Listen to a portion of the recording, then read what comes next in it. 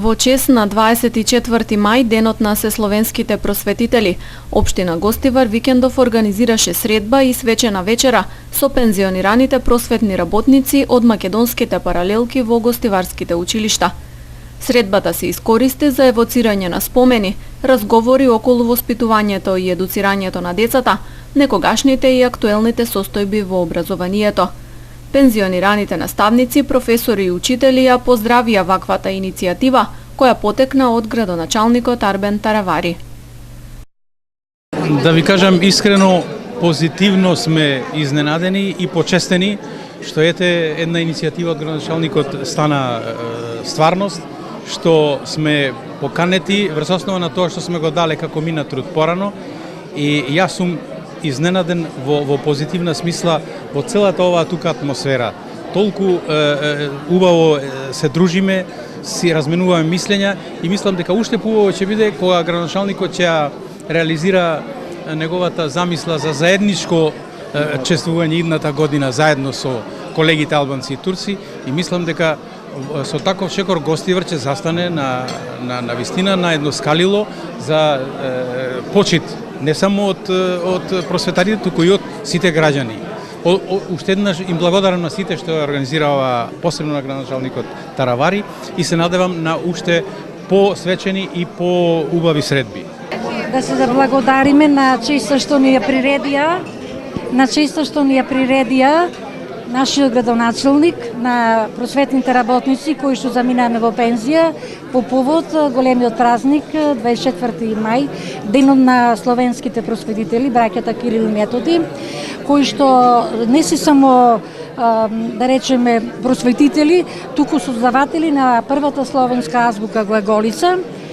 Константин ја создал словенската азбука според кажувањето за една ноќ, а потоа заедно со неговиот брат Методија постариот, неговите ученици Климен, Наум, Ангелари, Горас и други тргнале и направиле на голема мисија кај сарацените, хазарите, моравската мисија кај кнезот Ростислав, потоа одат кај папата Хадријан, кај кого што бараат да се овозможи да се слави Господ Бог на словенски јазик, зборувајќи му на папата дека поминувајќи низ многу земји на Балканот и понатаму сретнале многу народи кои што својот Господ го слават на својот јазик, и му кажува на папата дека нас не грее едно сонце, дишиме исти воздух, дождот врне за сите подеднакво, и побарале кирилицата и кирилското писмо да може да го употребуваат словените. Папата на тоа и му доволил. Таравари упати благодарност до присутните за нивниот придонес во пренесувањето на вредностите што ги оставија просветителите и, како што рече, за нивната неуморна и посветена работа во ширење на образованието и градење на знаењето.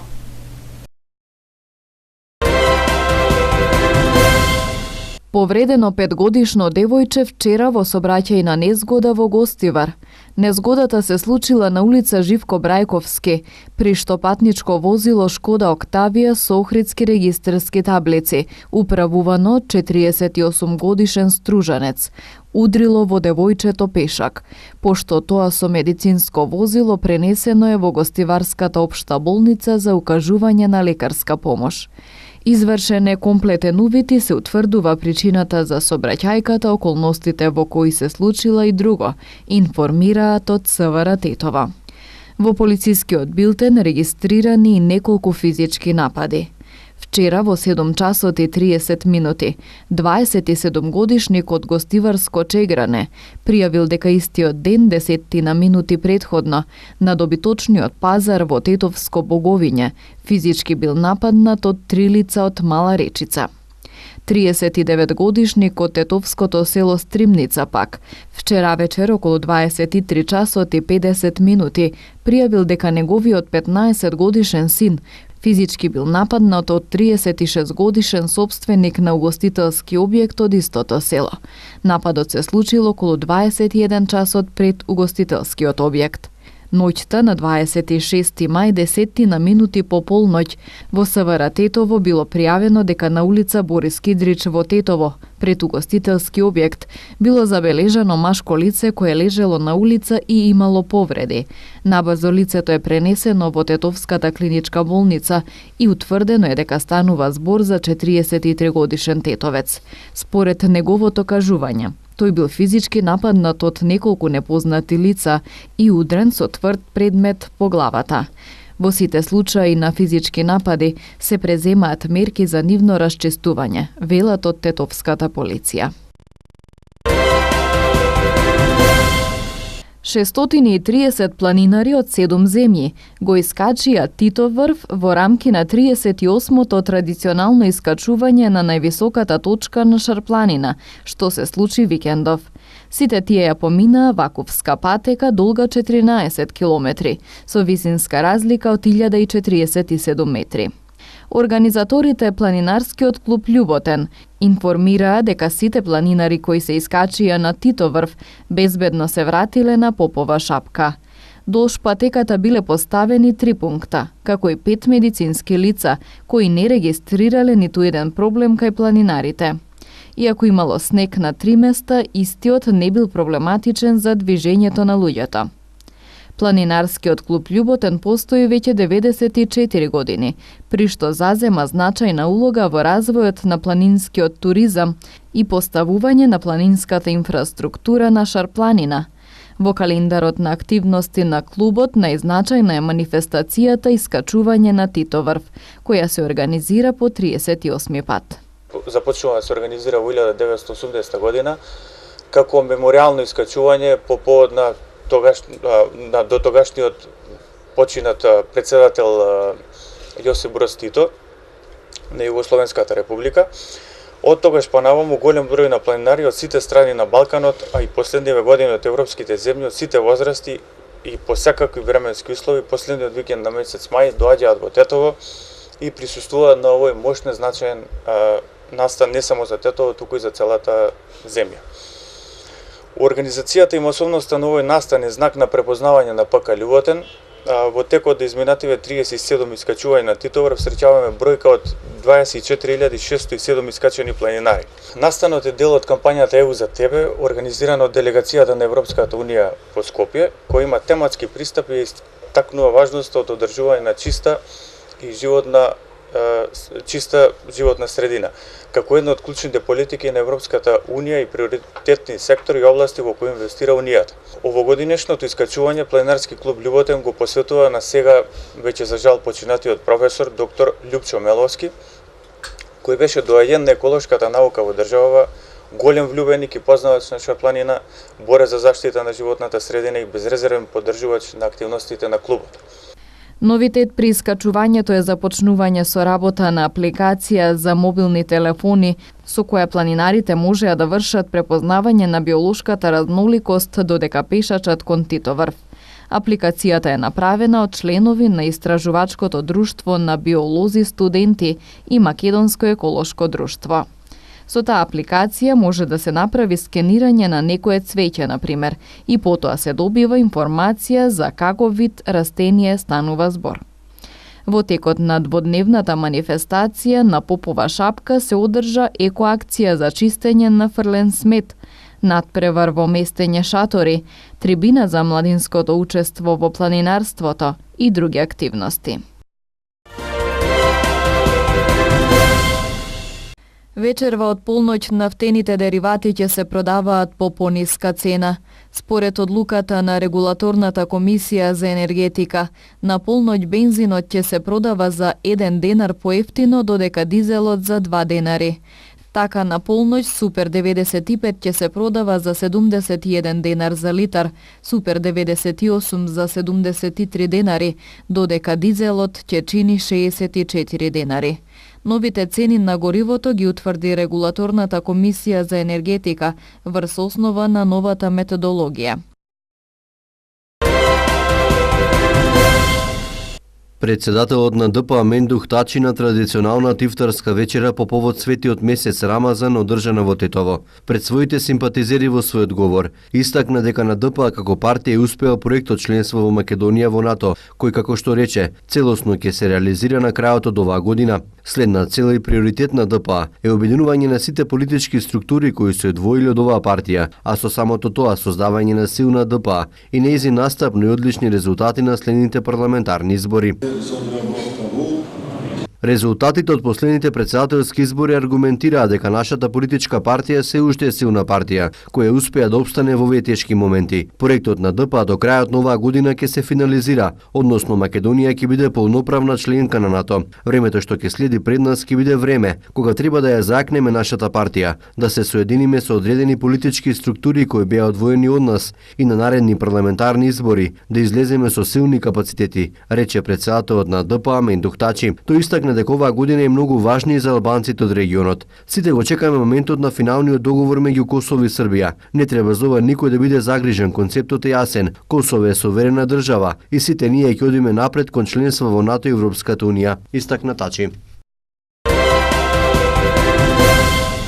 Со голем црковно-народен собир во тетовското село Долна Лешница беше одбележен празникот Свети Никола Летен во истоимената црква која се наоѓа насред село. Оваа долга традиција беше прекината по војниот конфликт во 2001 година, но веќе четврта година поред се возобновува, а годинава можеше да се забележи голем број на верници. Црковниот собир започна со црковна служба, на која чинно учествуваа свештеници од тетовското архиерейско наместништво. Во 2000 година овдека многу помасовно се одбележуваше овој празник и со музика, со ручек и така натаму. И последно кумство меѓу другите кумови беше и мајка ми. И после тоа што се случи 2001, престана тука веќе да се одржува тие собири. И мајка ми, бидејќи беше како тежина, редовно одеше со уште неколку жени од селово за Свети Никола Летен во црквата Свети Никола во Тетово да си окршат лебот, бидејќи како не беше како последна кума. Меѓу последните кумови имаше и други, меѓутоа она како една должност си ја чувствуваше тоа да си го прави постојано и тоа го правеше до пред 4 години. И тогаш веќе староста да си прави своje годините, веќе не можеше тоа да си го прави. И на иницијатива на нашето семејство, на сопругот, на мене и на така ни текна една идеја, зошто повторно тука не би можеле да ја продолжиме таа убава традиција и да се наоѓаме ние лешничаните повторно. И така на брзина, во текот на една недела, решивме да дојдеме тука и тоа да си го продолжиме.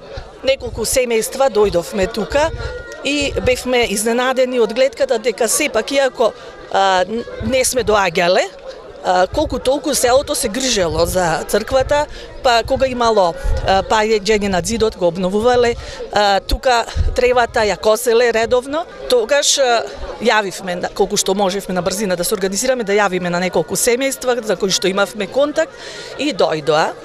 Во тогаш Свети Никола паѓаше во недела, се собравме неколку семејства, го донесовме попот Мирко, тогаш беше првиот што тука одржи литургија и кумството се предаде.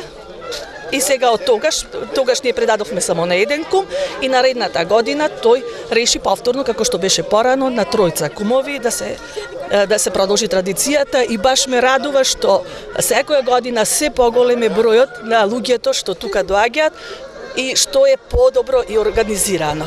Што има наредни планови? Дали може да се организира веќе како порано, дали да се направат летниковци, да има заседања и така да се... Па, порано и тука и постоеја така покриени појати се. Сега се зависи од понатамошните работи како што теченија. Не зависи само од нас, затоа што многу лешничани се наоѓаат на различни страни и во Македонија и во светот, така да и ова е добро што толку се постигна, а можеби и понатаму и тоа ќе се случи.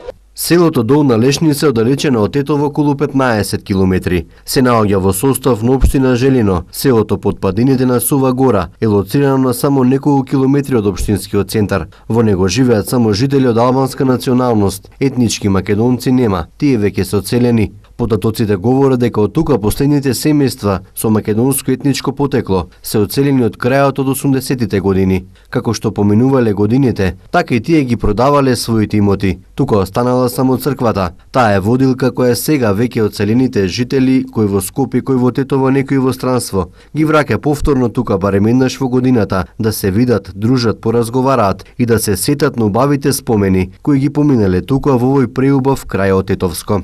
Јас сум Драган Богдановски од село Долна Лешница. На овој ден се собираме свака година.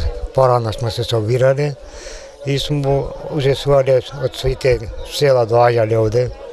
Сега малку било по застанато од 2001 година, малку црквата беше застаната, немало приступи она. У задно време почнемо поново да се обновува овој празник и сакамо што поќе и младеве да го традицијата да ga држа до крај. Ова село е порано живели, значи албанците, и она многу сме били приступ. Немало тоа немири некој. Па македонците живели до 79-та, задната куќа, 80-та замината е од овде. После 80-та година одселен сам. Не, доаѓале понекогаш. И овде ишле, имале завој да сечеле дрва, доаѓале, никој не ги задирал. Роден во тука во селото Лешница Долна, а живеем се во Скопје. Одамна сум заминат. Уште 67 на занат, кога заминав на занат и не се ни вратив тука. Ваке доваѓам од време на време да се видиме со родини, со пријатели, со друштво. Тоа е. Мислим, убава работа е ова.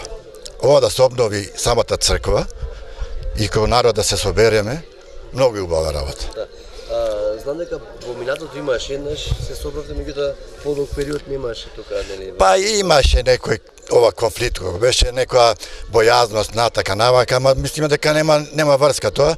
Што останаа луѓе, останаа и до крајот си заминаа скоро сите. А куќата наша ова жолтата може да се погледне, само се више таа рушена, направена нова. Тука са сите тројца чичковци, четворица, после подоли имаме исто чичковци. Само тие се више, тие се во Батајница заминати, другите чичковци во Тетово, во Скопје, така сме разделени. Сопругот е од тука, па драго ми е што доаѓам тука. Мислам, дружбата е нешто најубаво на светот. Така, секоја година тука на овој Па кога да, едно време имаше мала пауза, па така се обнови и драго ни е што доаѓаме. Да, повеќе село околу било живо. Да, јас сум дојдена снаа тука, ако потекнувам од друго место ми било драго. Ја виден денеска ми е драго да дојдам да му правам друштво, да се види со другари од детството, со со пријатели, и тоа е сето нешто најубавото. Овој црковен комплекс се навиду мал, но по црквата постои уште еден таков храм со исти димензии. Во него може слободно да се влезе. Останати се само остатоци од некои фрески. Има повеќе преданија како се случило да има црква на црква. Едно од нив говори дека имало невреме со силен пороен дожд кој го уништил покривот на старата црква, а самиот црковен храм пропаднал во земја, па мештаните одлучени на тој храм да изградат уште еден. Другото предание пак вели дека многу одамна мештаните случајно избрале оваа локација каде што е сега постоечката црква и кога почнале да копаат темели, пронашле во земја стар храм, најверојатно од средновековието, па решиле над неа да изградат сега веќе постоечката. 1400 година може изградена оваа црква. Порано било црквава, онамо горе зад оваа куќа, зад оваа таму имало порано и таму палеле свеќа. Полаку им се дошло на луѓиве, демек овде била црквата и свеќите самите доаѓале овде, од камењот. И се овде и после го откопале ова. Има доле подрум, друг црква ова е надградена, ама доле друг друга градба, има фрески, има све, ама уништено е тоа од памти век, не знаеме од која година е направено тоа. И сега денеска идеме ние вака да посетуваме, дури бевме овде, дури живевме со овие албанциве, да речеме, нашиве соседи, многу убаво живевме свите и сега се оцелија народов. Кој у странство, кој вамо, кој тамо, ама сега еднаш годишно барем доаѓаме тука да посетиме црквава, да се здружиме, да ги видиме луѓиве, и наши, и албанци, и турци, сите да се сплотиме овде. Не е важно кој е, како е, која вера, нема веза тоа. Камења од овде, камењолом имавме овде, се ваѓаше камење, можем да речем пола Тетово, старо Тетово, изградено со камење од овде. На одбележувањето беа избрани новите кумови. Меѓу последните, да речемо, што добив прилика да добием едно парче од лебот, со едно зрноење, видео паричето дека тука и одма се почувствува многу среќен. На прославата за сите присутни следуваше братско-сестринска трпеза на љубовта. Од управата за јавни приходи ги потсетуваат граѓаните дека на 31 мај стекува рокот за увид во предпополнетата годишна даночна пријава за 2018 година. Заклучно со овој рок, даночните обврзници кои се регистрирани на системот е-персонален данок преку своите кориснички профили имаат можност да го менуваат статусот на пријавата, односно да ја потврдат или да ја коригираат. По истекот на законскиот рок на 1 јуни годишните даночни пријави ќе добијат статус на конечни даночни пријави, согласно последниот статус на годишната даночна пријава, потврдена или коригирана. На 1 јуни службено ќе бидат потврдени и годишните даночни пријави кои што од страна на граѓаните не се ниту потврдени или коригирани.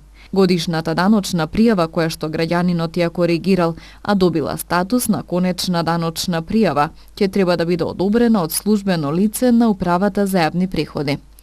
Доколку службеното лице не ја одобри коригираната даночна пријава, ќе се донесе решение за утврдување на персонален данок на доход за 2018. Пресметаната разлика за доплата по годишната даночна пријава и платените аконтации во 2018, даночните обврзници имаат обврска да ја платат најдоцна до 30 јуни, согласно законските одредби. УЈП нема да носи решение за 2018 година на пресметаниот годишен персонален данок на доход. Граѓаните кои имаат потреба од помош при коригирање на предпополнетите годишни даночни пријави можат да се обратат во контакт центарот на управата за јавни приходи.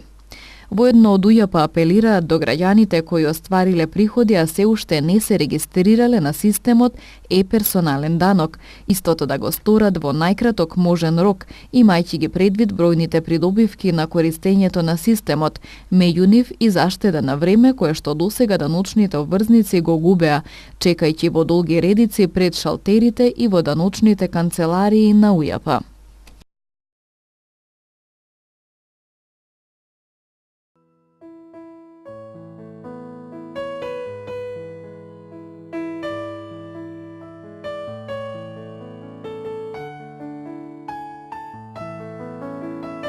Времето денес беше претежно облачно со повремени врнежи од дожд. Дуваше слаб до умерен ветер од југоисточен правец.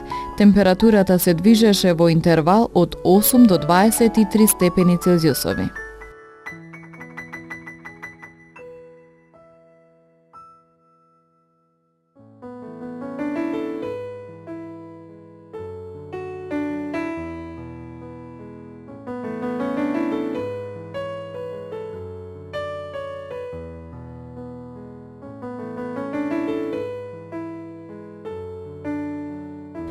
Утре не очекува променливо облачно време со сончеви периоди и со умерен до засилен ветер од јужен правец. Попладне ќе има локална појава на дожд и грмежи. Температурите ќе се движат во интервал од 8 до 23 степени Целзиусови.